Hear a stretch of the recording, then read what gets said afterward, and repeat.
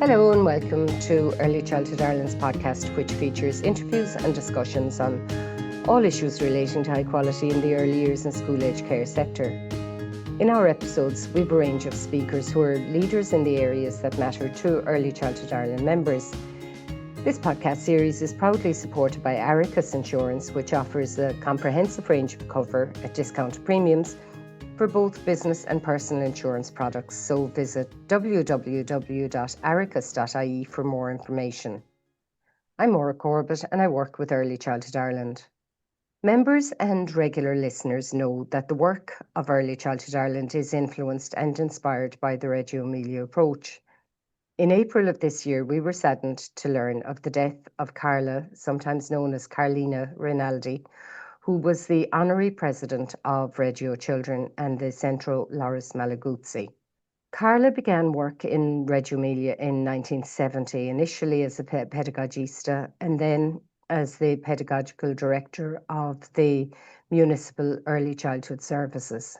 After she retired in 1999, she remained as a consultant to Reggio Children. Reggio Children is the organisation set up by the municipality of Reggio Emilia to manage the relationship between Reggio Emilia and the rest of the world.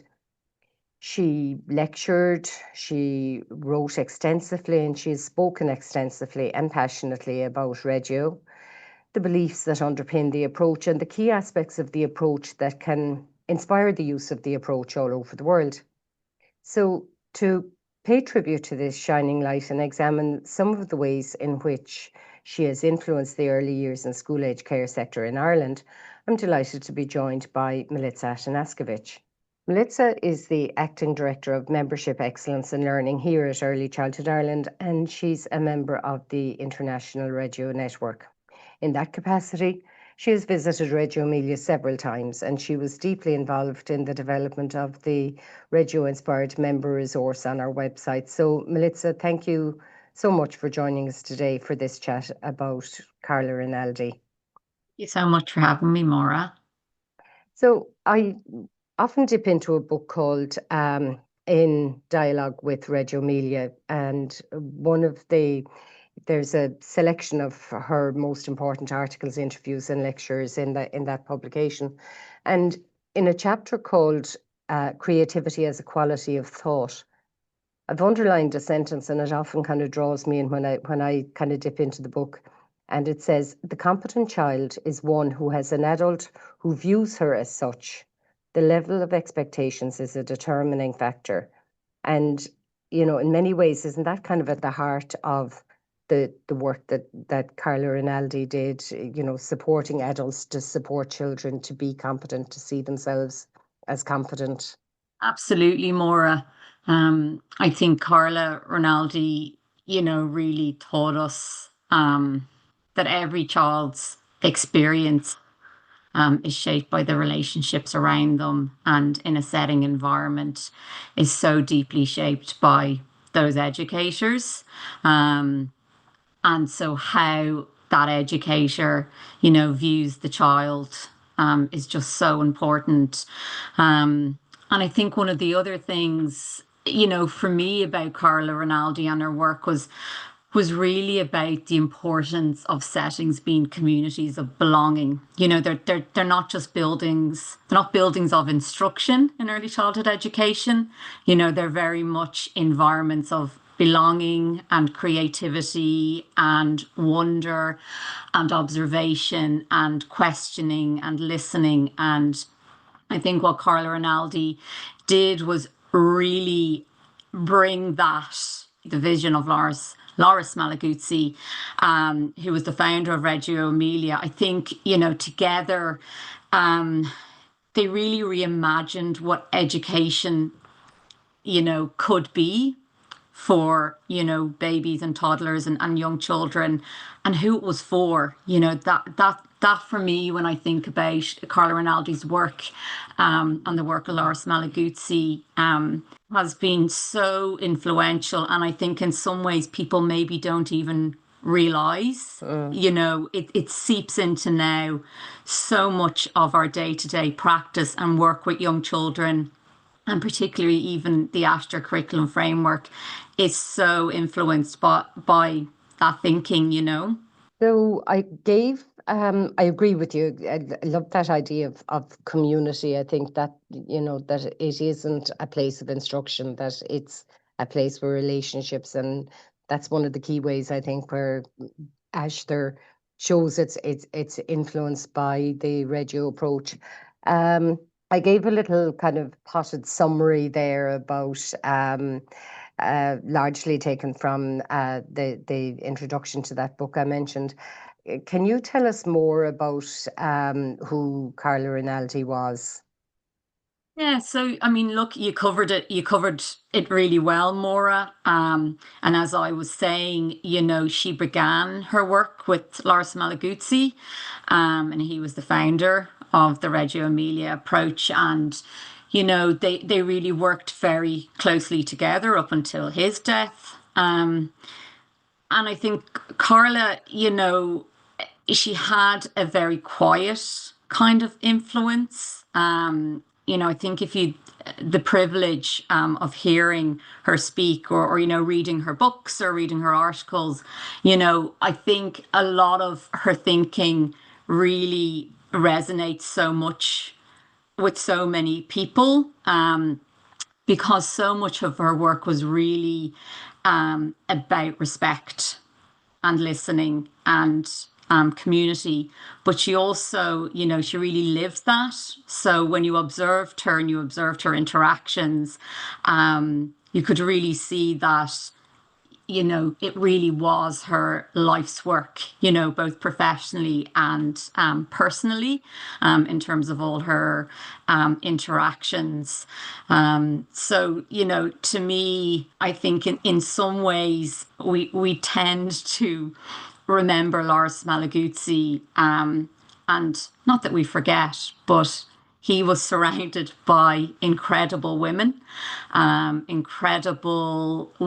who were hugely influential within the Reggio Emilia approach. And Carla herself, I would say, very much brought the Reggio Emilia approach to the world stage in terms of, if you know, you'd made mention that we're part of the network partners, but Reggio Emilia is all over the world now. And, you know, in countries from Singapore to Sweden to Ireland, you know, in terms of people's understanding of the approach and being inspired by the approach. And that was down to Carla Rinaldi. You know, she's the one through her life's work brought it to that stage. And Africa and America and Australia, it truly, Absolutely. Yep. truly is has a fully international reach. And it was, I mean, I suppose Lars Malaguzzi is the kind of well-known name, but from my awareness, it was very much a kind of grassroots organization. From women post World War II who kind of, got it going, and Malaguzzi became involved. Am I correct in that? Yeah, no, absolutely. And the thing is more, you know, the Reggio Emilia approach, you know, it isn't just a methodology, like it's a philosophy, you know, Uh, it's a philosophical approach. And Carla Rinaldi was one of its most powerful voices. You know, she, as you were saying at the beginning, she really challenged us to see children as not just passive recipients of learning, you know, and you know, empty vessels to be filled. It was about children are active citizens, that they have rights, they have agency, and really through the 100 languages, I think she really brought that to life, you know, really brought that thinking in terms of, you know, how do you make that philosophy a living, breathing practice? You know, I think that's really what Carla Rinaldi did. You know, she really got us to think about how children express themselves and how they make sense of the world around them. And one of her books, particularly, you know, The Pedagogy of Listening, you know, and again, you see it all through Ashter, you know, that slow pedagogy, that slowing down, that observing, that reflecting, that responding, that we shouldn't be rushing to teach and to fix. We need to be present, we need to be curious. And I think we need to be more human. I think Carla Rinaldi really reminded us we need to connect with young children, with babies, toddlers, young children as human beings, as our equals. Um, and I think she really, for me, more reminded us that learning doesn't happen in isolation. Mm. It happens in a situation, it happens in spaces and in conversation, in play. I mean, she was the biggest champion of play, and it happens in conflict. It happens, in care. And, I think really Reggio Children under her leadership, it really, as I was saying, extended that vision. And, I think she really got us to think much more deeply and ethically about our work with children and, making that work actually democratic. And the rights-based, that whole rights-based bit, still something we're learning from. Absolutely, absolutely. And I suppose that takes me, you've touched on her work with Reggio and Reggio Children and the influence she had there. Can you extend that into our work and how it underpinned the development of the Reggio Inspired resource on the Early Childhood Ireland website? Yeah, absolutely, Maureen. Look, any listeners to the podcast who've listened to our podcasts, on Reggio in the past will hear me always saying that, and you saying it as well. Reggio is an approach. It is deeply rooted within Reggio Emilia, and you can't do the Reggio Emilia approach. You can be inspired by that approach, and it's deeply, deeply contextual to that region of Italy. And so, to be inspired by the Reggio Emilia approach is to really look at your own, context, your own local curriculum, your own community, your own setting, no matter how big or small or how many rooms or, and see how some of that resonates for you and how you can make that work. And I think, a lot of our listeners probably realistically have never heard of Carla Rinaldi. And, that's because, she wouldn't really be named in, a lot of our, if we want to say our policy kind of documents or our frameworks. But actually, you would feel her influence everywhere. Like her influence really is woven into, the language of Ashtar. And that was something in relation to our Reggio project that we really wanted to highlight that, this is about how we can bring this inspiration to the Irish context, and we can actually really show that we have this beautiful curriculum framework. And the beauty, as we always say, of a framework is that it is about you taking that framework and using it within your setting and your environment and speaking to your competent children and your confident learners and, taking their voice and their identity and, those relationships and really bringing that to life. So, I think the other thing that may resonate for some of our listeners is around the importance of environments, and the third teacher, and I suppose how we co-construct kind of learning. So a lot of that project and our work of being inspired by the Reggio Emilia approach and some of the work we're doing currently is really contextualizing that within the Irish context. But as I'm saying, people are living and breathing that every day. If they are influenced and inspired by our Ashtar, curriculum framework, then they are living and breathing the work of Carla Rinaldi as well, because it's so heavily influenced by that. And, and I've been thinking a lot actually more around, this idea of intentional teaching, and I think sometimes people misunderstand intentional teaching to be something that is about being rigid and structured. And it's not at all. It couldn't be further away from the meaning of intentional teaching and what Carla Rinaldi would speak to us about in around.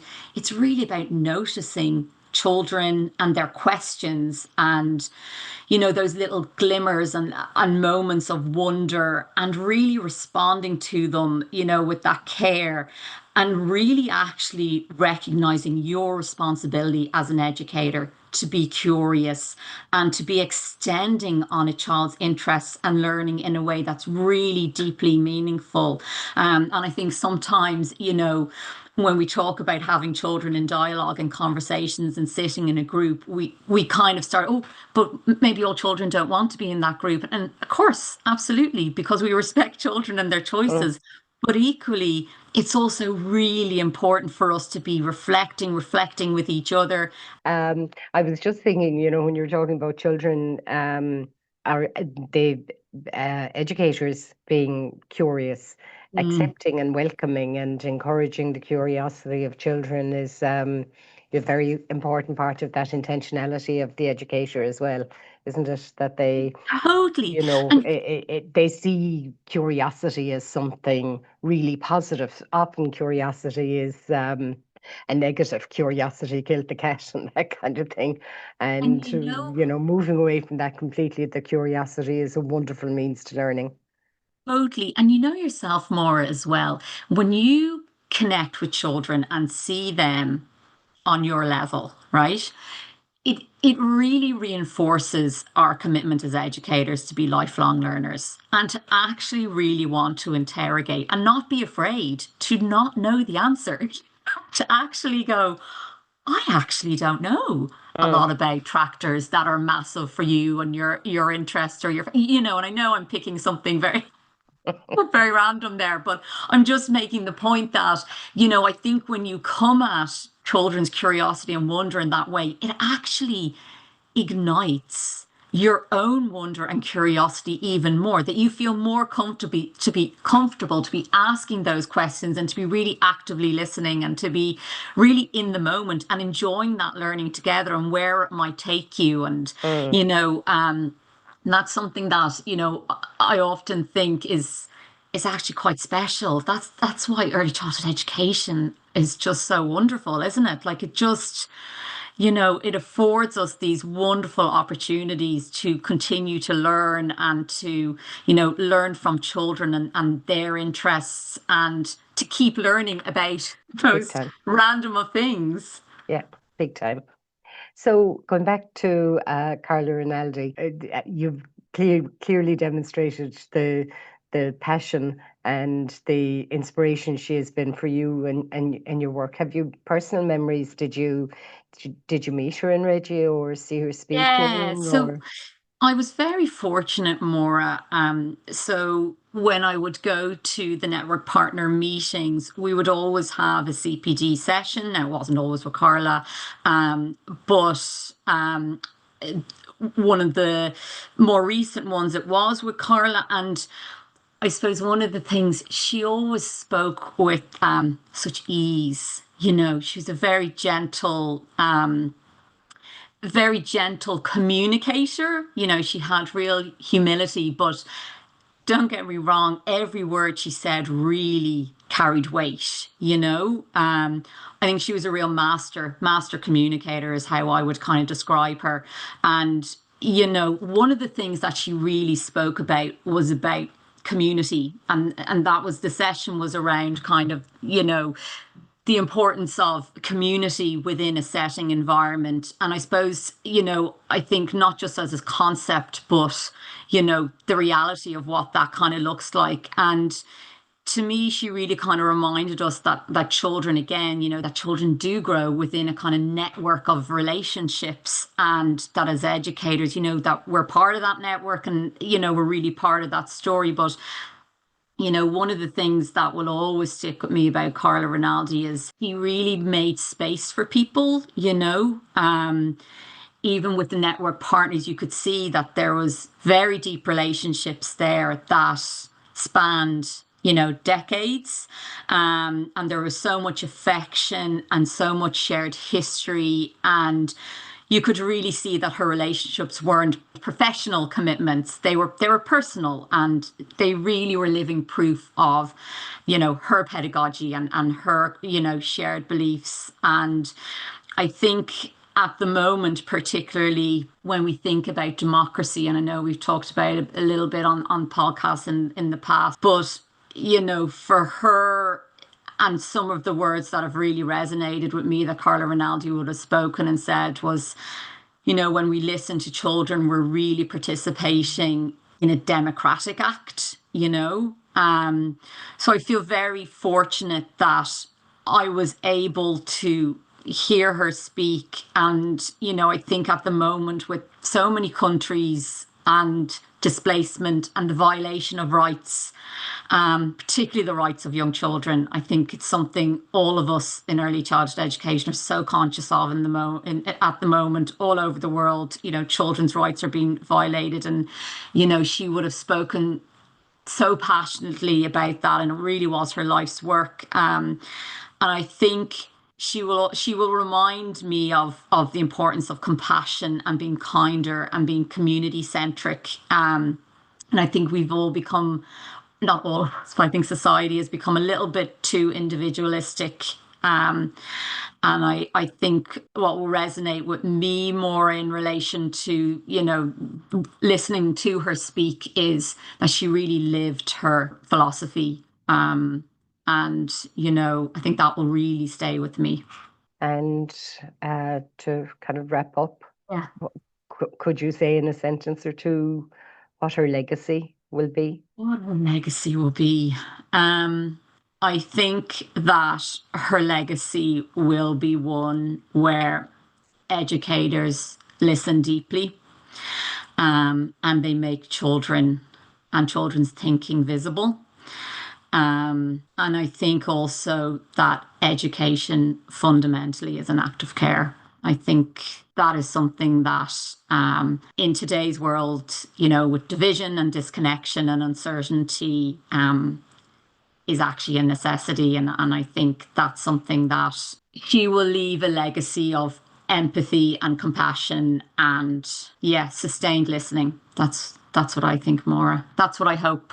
That's what I really hope. And through our work, we'll be, through our work being inspired by Reggio, and our work with our members, we will be really hoping to bring that more and more to the fore. Keep flying that flag. Yeah. Thank you so much. That was a lovely, lovely tribute to a mighty woman. And I'm going to end with another quote from that book where, we've talked about the confidence of children. And this is another quote from that book that I've underlined.